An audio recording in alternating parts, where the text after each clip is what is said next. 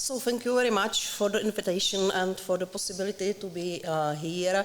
So my dear colleagues, my friends, I would like to speak about one very important instrument which is necessary, in my opinion, to be successful in the integration process, and it's the so-called the pre-accession assistance to candidate countries. And I would like to concentrate especially on the question how to improve this mechanism in the EU.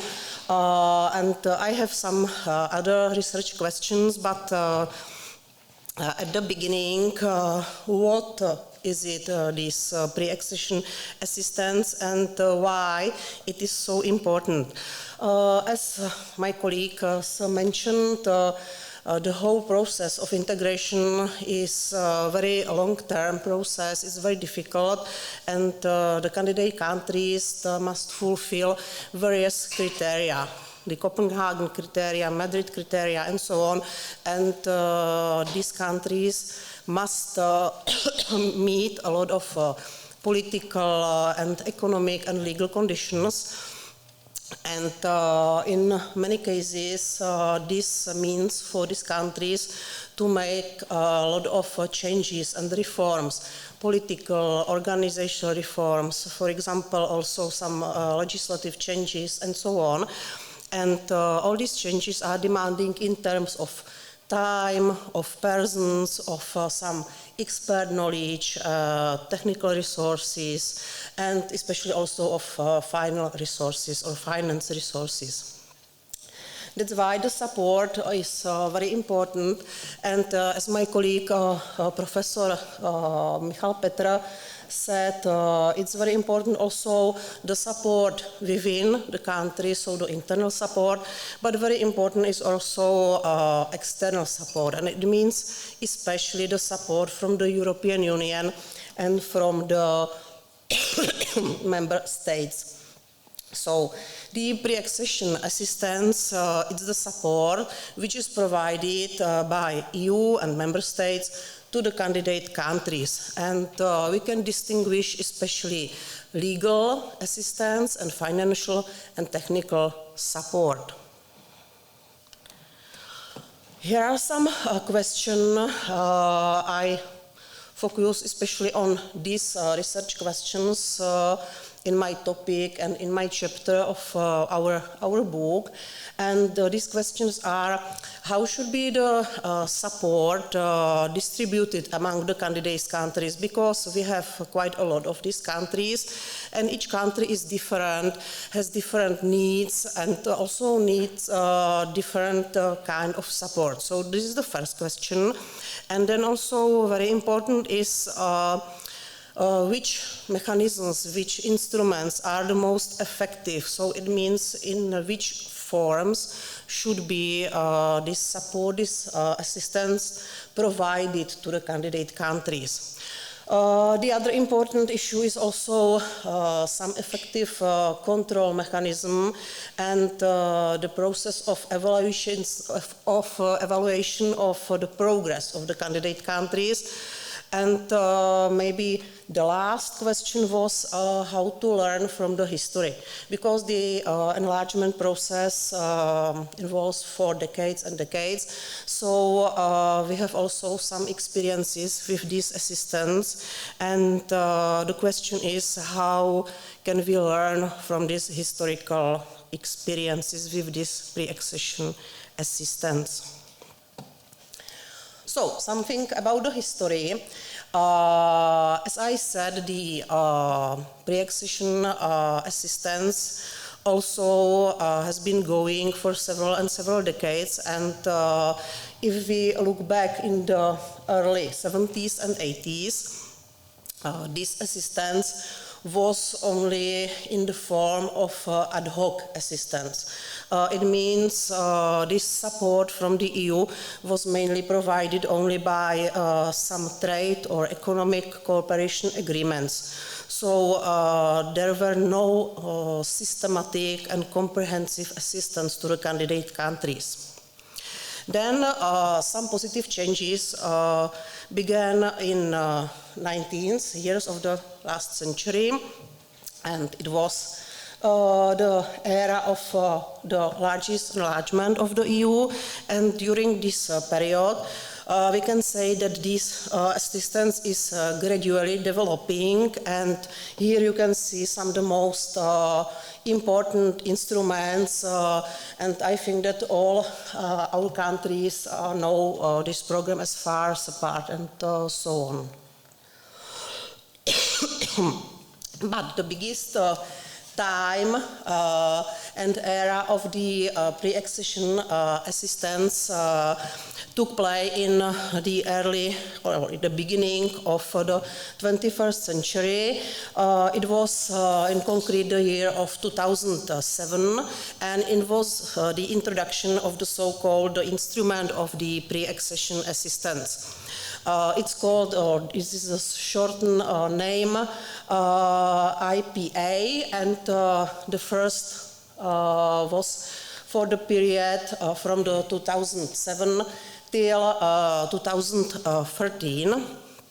This instrument was very concentrated assistance to candidate countries, and there were only one key instrument. So it was a very positive change connected with this support, and it was built on the support of 5 components. As you can see, for example, human resource development, rural development, and so on.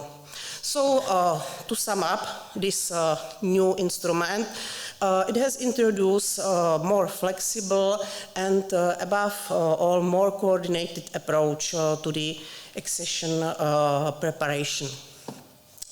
Then the IPA2 came. It was until 2021, and there were also some changes. Maybe the most important novelty of this second generation of this instrument was its strategic focus. So it has removed away the strict 5-component structure and replaced it with the so-called thematic approach. So such topics such as democracy, good governance, rule of law, the growth and competitiveness, and so on, was the priority that were supported through this instrument. Also, it aims on simplifying the whole procedure and the management of the funds and so on. Nowadays, we have the third generation of this instrument of pre-accession assistance, and here you can see the budget, how it's developed. So you can see that the first generation has only 11 billion of euro, and nowadays the IPA3 has the budget over 13 billion euros. The third generation of this instrument has also a new structure. As you can see, the funding and the support is divided into 5 windows.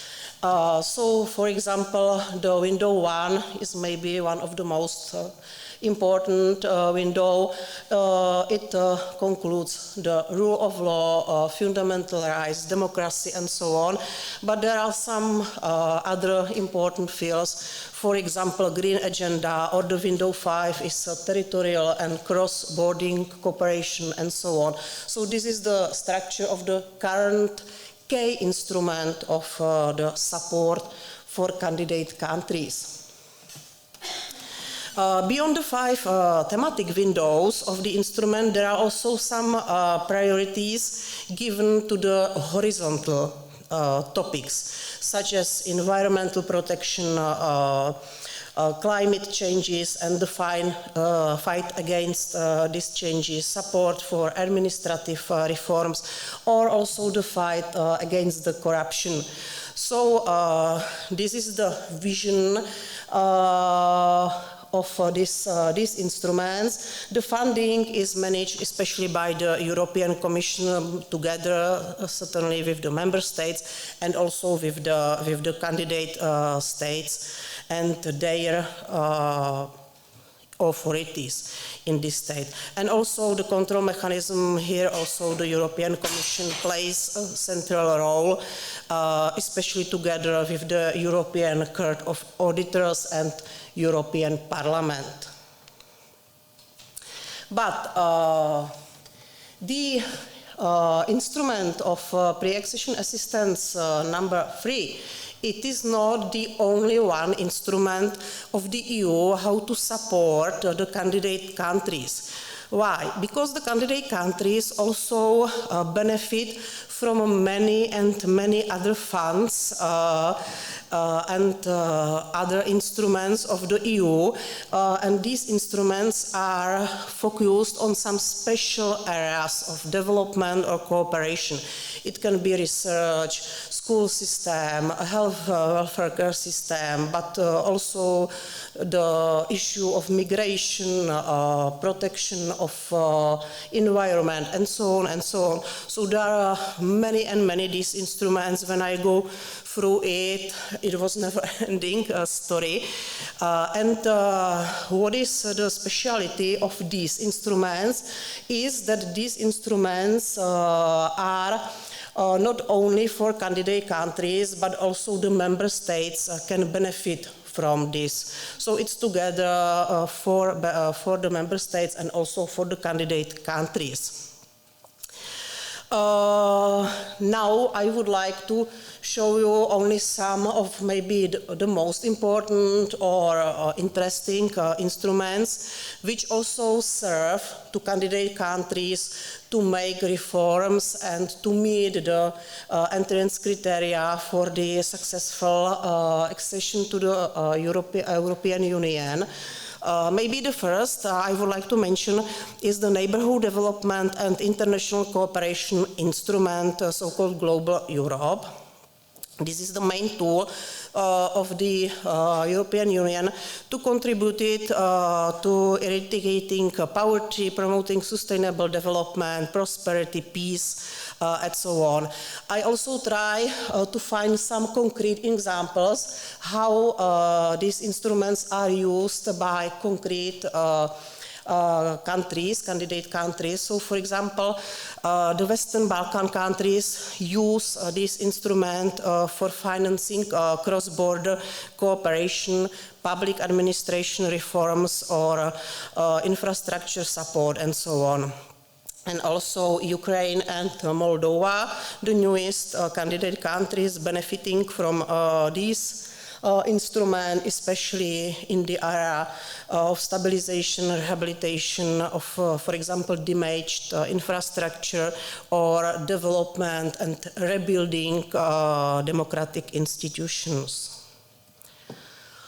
Also very important are these two instruments. The first is the EU Humanitarian Aid Instrument, which provides help in various crisis situations such as natural disasters, as flood and fires and so on, but also in the situations of armed conflicts or humanitarian emergencies. So through this goes, for example, food, nutrition, shelters, healthcare, and so on. And there are also some examples. It was used, for example, by Turkey or Serbia or North Macedonia, especially during the migration crisis. And nowadays, Ukraine benefits from this instrument in the context of Russian aggression since 2022. Another long-standing EU support mechanism for dealing with various crises and disasters is also the EU Civil Protection Mechanism and Rescue EU. And in addition to member states, you can see here also many other states that participate in this mechanism. And you can see that there are also candidate countries among them. For example, in 2023, this mechanism was activated in 66 cases, and the most important actions and help also went towards the Ukraine. But for example, also it solves the earthquake in Turkey and many other situations. Other field, which is maybe most close to us, is the field of science, research, and education. So I think that all of us know these instruments. Is Horizon Europe and the Erasmus Plus program.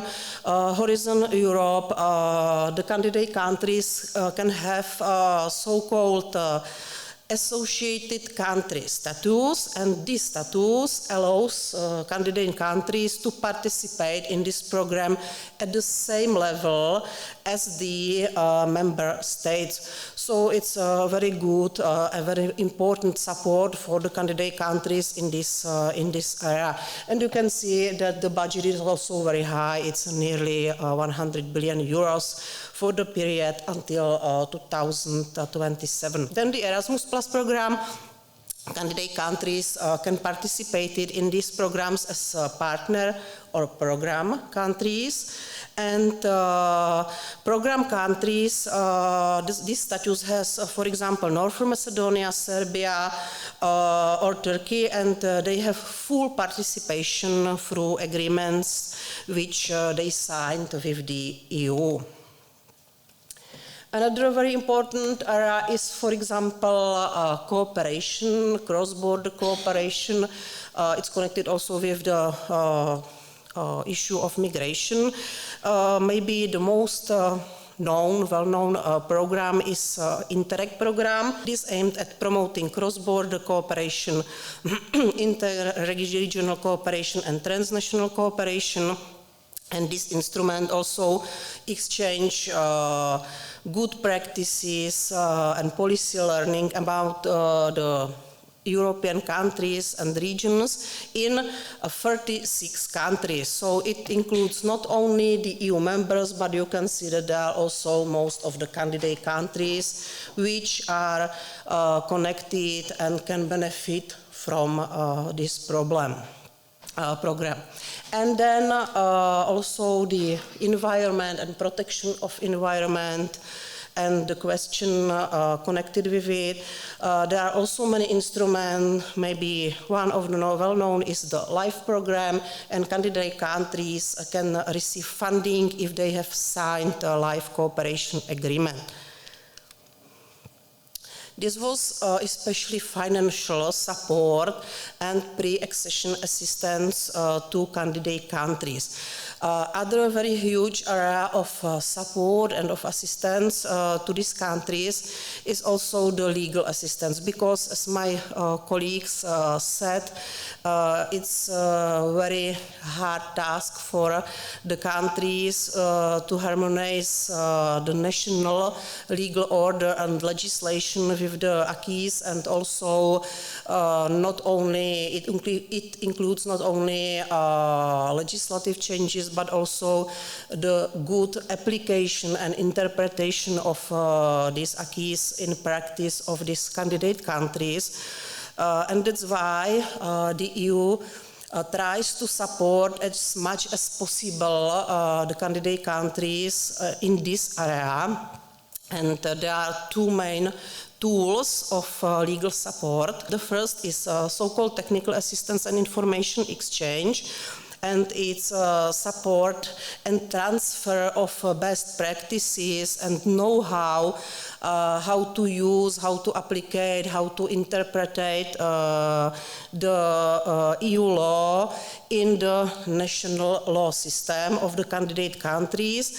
And this instrument supports public authorities, judges, and other public institutions with sharing and transfers these best EU practices. The forms of the support can be, for example, a workshop, training, study visits, mission of experts from the member states, and so on.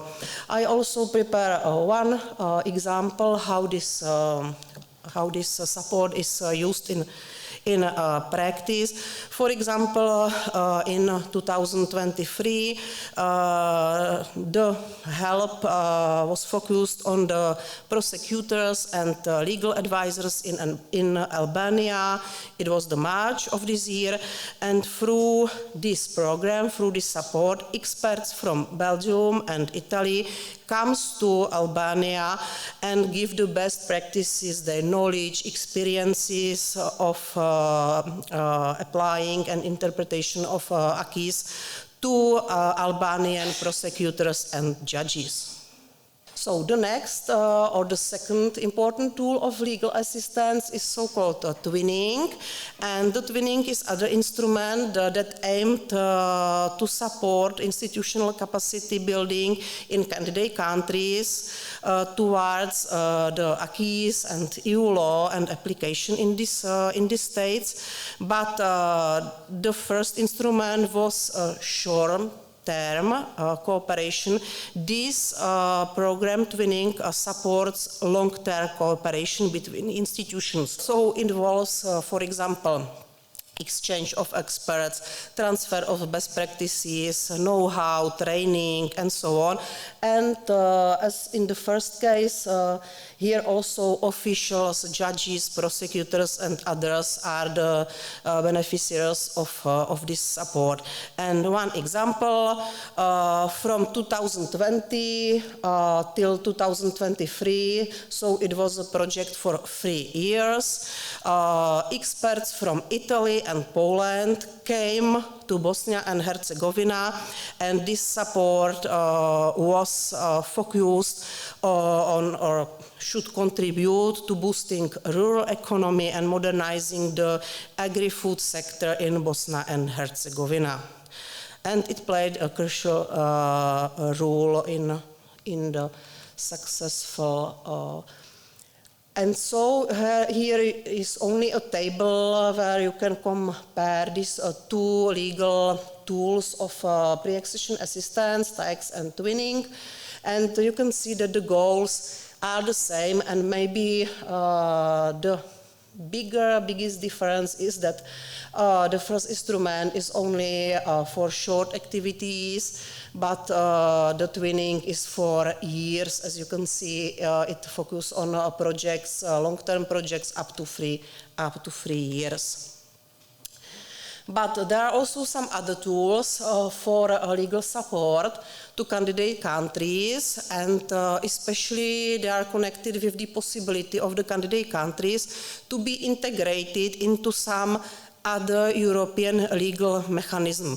For example, the candidate countries can participate to some extent in Europol, Frontex, or they can benefit from training and exchange program under the European Judicial Training Network.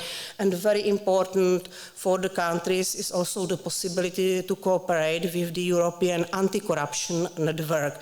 So sometimes they have not the full membership, especially in Frontex, Europol, but they can benefit, and it's very important that there is some cooperation with the structure of these institutions. So, conclusions and recommendations. As you can see and know, this assistance, this support from the European Union and from the member states is a very, very important element for the successful accession for these candidate countries to the EU, because, as I said, the reforms are very, very hard. It's a very long process, and it costs a lot of money, effort, and time, and so on. And we can also see that the assistance has evolved significantly from some informal ad hoc instruments to quite a sophisticated and complex mechanism. Also, the scope and the budget is changing and is increasing and increasing, as we can see at one of the table. And I think that for the future it will be necessary to give more and more money for this assistance.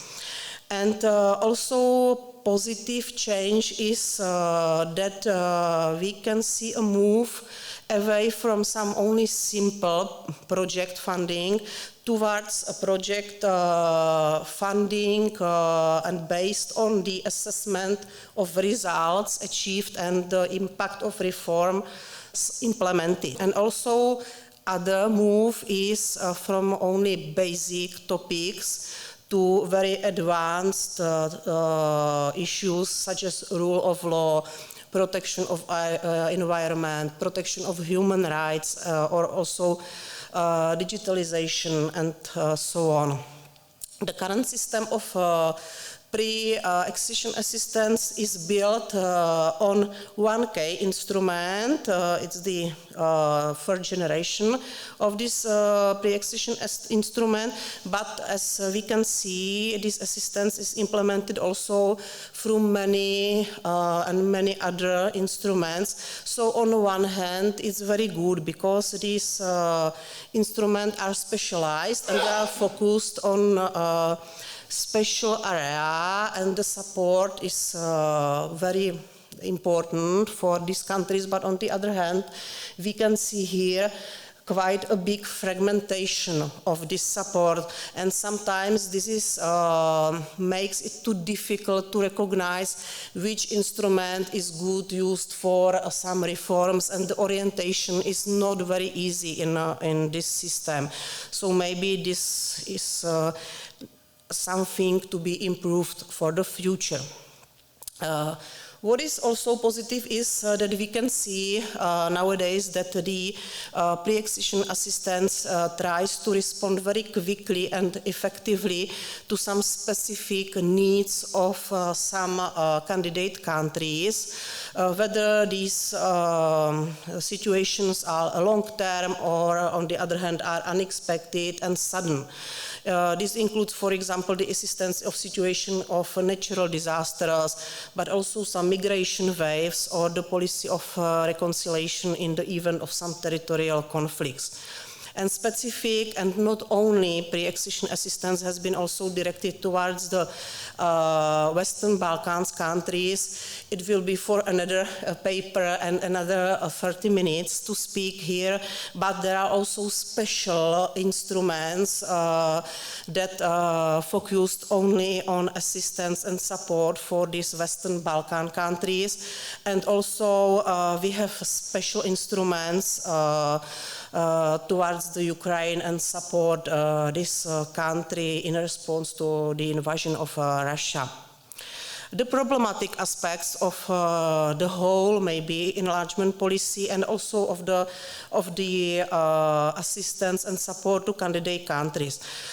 Experts say, and my opinion is this too, that the EU should make better use of conditionality. It means that the candidate countries would be more reward for their progress, and on the other hand, also they respond in the situation of stagnation or bad implementation of reforms be also adequately done towards these countries. Solutions maybe gradual integration of each candidate country into the government structures of the European Union prior to full membership. Why? It can contribute, first of all, to consolidating the candidate countries' preparations by training the institutions to the function in the Union as if it were a member state. So it can help and maybe all the reforms would be done quickly if there is or there will be some possibility. And also the candidate countries could be included into discussions on EU government's policy and so on the basis of real progress in meeting its membership commitments. So policy after policy, when is some progress of the candidate country, then can be a possibility for this country to be integrated in solving problems and issues connected with the concrete policy. And also will be good if the candidate countries can involve in discussion on further EU reforms, development, and the way where and how to go. So, final conclusions, the pre-accession assistance to candidate countries is still being improved and increased. It's very good, but I think that there are still areas that need to be changed, and we should increase the effort and the support to candidate countries. And maybe very important is also to evaluate the progress on the one hand, but also the stagnation of the countries, and the reaction should be addressed for this situation. And that's all. Thank you for your attention.